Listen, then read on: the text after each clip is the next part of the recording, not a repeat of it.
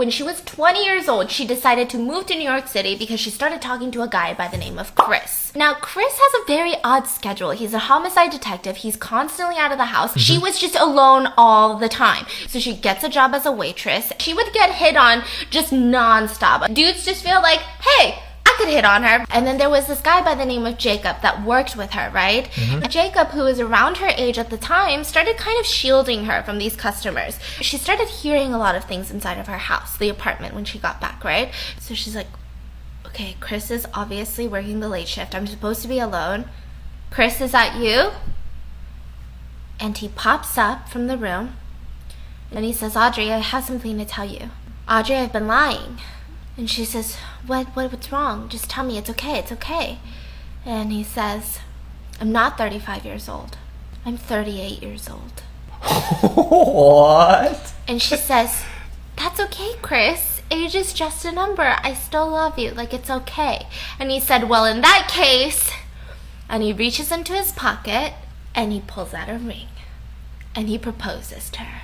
And she says yes. And so at this point, as they're planning the wedding, her dream comes true and she ends up getting pregnant, okay? And so she's like, let me hold off on the wedding. I'm just so freaking excited to have this baby. But here's the thing, as being a Texas native, she did not want to raise her kids in New York City. And so for the next couple of months, as her belly kept growing, she just kept talking to Chris and was like, listen, I think we need to move to Florida.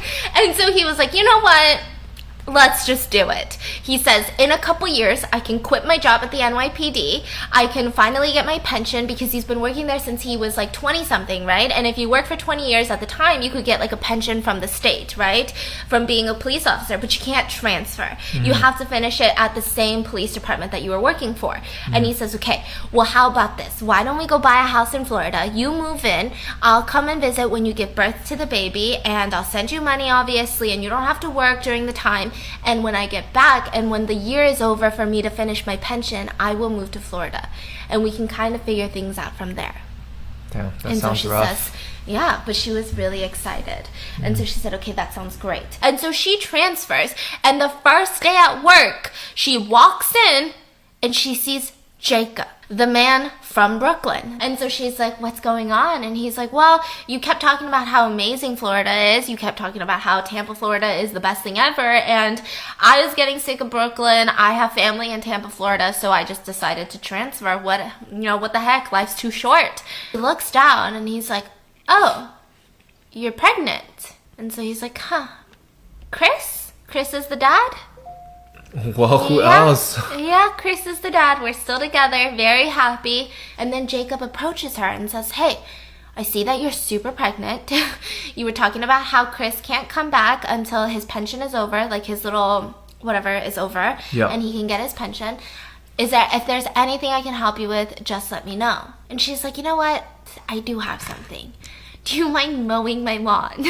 Oh, no. And so he was like, yeah, absolutely. And she was like, I just thought it'd be weird because it's so close to my house. Like, it's literally outside of my house. And to call someone in a state that I'm not too familiar with, I just get nervous. But yeah, if you could mow my lawn, that would be amazing. So he would come over like once every couple weeks and mow her lawn. And so finally, it's time. The baby is born, okay? The baby pops out of her and Chris comes back from New York City. And at this point, he also brings his brother and his sister-in-law along with him. And they're all kind of taking care of the baby. And Audrey felt like she was in heaven. Eventually, they're all sitting down for dinner. And the kid was sleeping in his crib, and they hear the kid crying. And so Chris is like, Audrey, like, I'm going back to New York. You have to do this all the time. I'll go take care of the kid. I'll go change the diaper of the kid.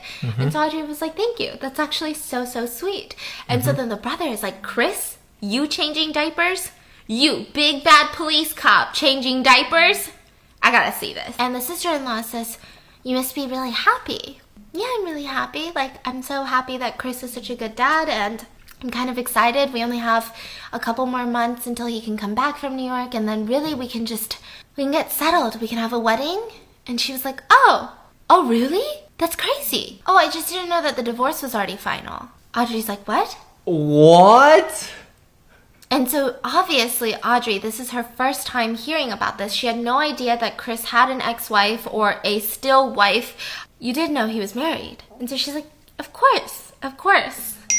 It's been so long since we've even talked about the divorce that I just forgot. The boys get back, they continue eating their dinner, and afterwards, the sister-in-law and the brother leave. And she brings Chris up to the room and she starts screaming, like, when were you going to tell me that you were married? And he's like, no, listen, the reason I didn't tell you is because it's just paperwork at this point. We don't even talk. We literally don't even talk anymore. Like, it's literally just a process of filing the paperwork. She grabbed her, she packed up her bags, and she had made a friend during all of her, when she was working, she was going to, exercising classes. She made a friend by the name of Laura. And Laura's going to end up saving her life. And so she makes a friend by the name of Laura, and she says, I'm going to go stay with Laura. So she packs all of her bags, she brings her little baby with her, and she starts staying at Laura's place. And Laura was just kind of telling her it's not worth it. And at that moment, the door rings, peeks through the window, and it's Chris. And she's like, okay, well, it's Chris. What should we do? Just let him in. I'll just talk to him. I'm sorry, Laura. Just let him in, please. So she opens the door, and in comes Chris with a bouquet of flowers. And she's like, listen, I don't even want to look at your face. I don't even want to talk to you. I don't want to see you. None of that.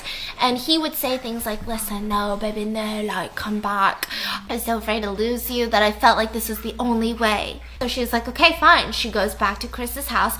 And from that point forward, she just felt like life was amazing. Everything was going to be okay. They were spending lots of time together. He ended up getting a job as a security officer, right? And so he was spending some time doing that. And he would always say things like, now is your time to shine. You don't have to work at that restaurant. You can go back to school. You can go to some other school and I'll pay for it, and you can find your career path that you've genuinely wanted to do, and I'll be like a stay-at-home dad, right?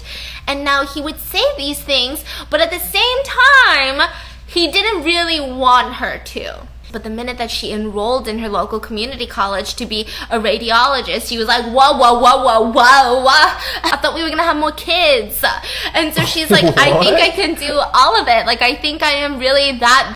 I can have another kid. I can be a mom. I can also go to school. I can still work at the Italian restaurant. I can do it all. And she really could, because she really did do it all, right? And so they end up getting pregnant with their second child. Pop comes out the second child, and it's another boy, and so they have these two boys. And she felt like this was the prime of her life, until suddenly Chris had more and more late nights. Something in her, every bone in her body, one day when he came home was just telling her, check your phone. And finally, when he was in the shower, she checked his phone. Now, she did find a text message. Was it alarmingly just the worst text message I've ever seen in my life? No, but it was very suspicious. Hey, I'm so glad that we could have dinner tonight, just you and me. And so at this point, she reads this and she gets really upset and she's demanding answers. She goes back to Laura's place. He shows back up at Laura's place and he just apologizes and says, listen, that's not the thing. We were all supposed to go out to dinner with all of our colleagues and everybody else said that they couldn't make it, and it ended up just being me and my other colleague that were just at dinner, whereas everybody else canceled last minute. She has two children, and she felt like, maybe that is true. And she ends up going back with Chris. And yet again, her life is kind of becoming a little bit better.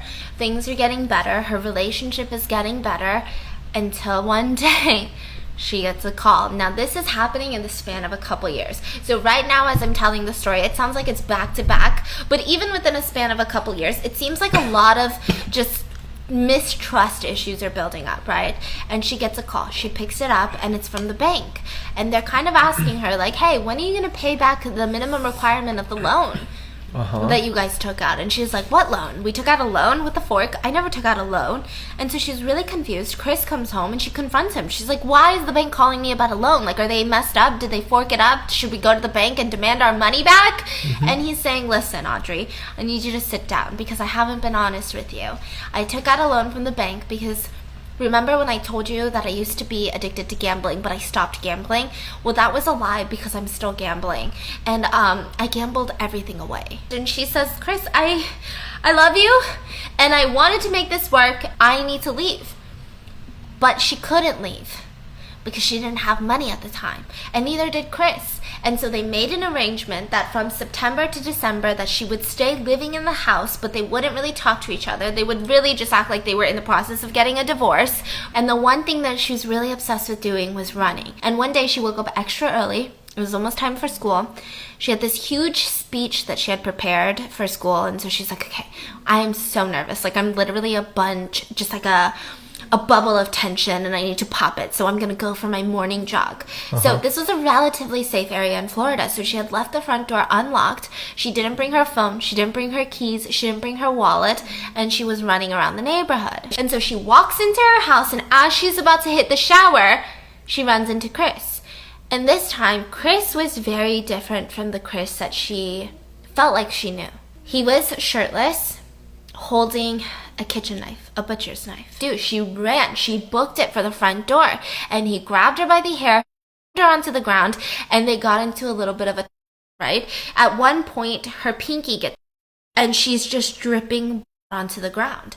And she said at that point, it was kind of like everything was going in slow motion. And he grabs a picture frame. And he puts it into her face and says, who's his real dad? About the second child. And she was saying, what are you talking about? Like, you're his dad. And he dragged her by the hair into their garage. And the minute that she stepped foot into the garage, she knew. Because in the middle of the garage was a strategically placed blanket. And he threw her onto the blanket, and she kind of just accepted her death. So she's like, let's get back together. We can make things work. I want you in the boys' lives. Like, it's gonna be okay, Chris. Like, let's just go to couples therapy. And he puts down his knife. And so she's like, oh, okay, thank God. Like, maybe I can live. Maybe I can live. And he picks up a hammer. Oh my God. He starts beating her with the hammer, screaming, who is his dad? She's like completely covered in blood.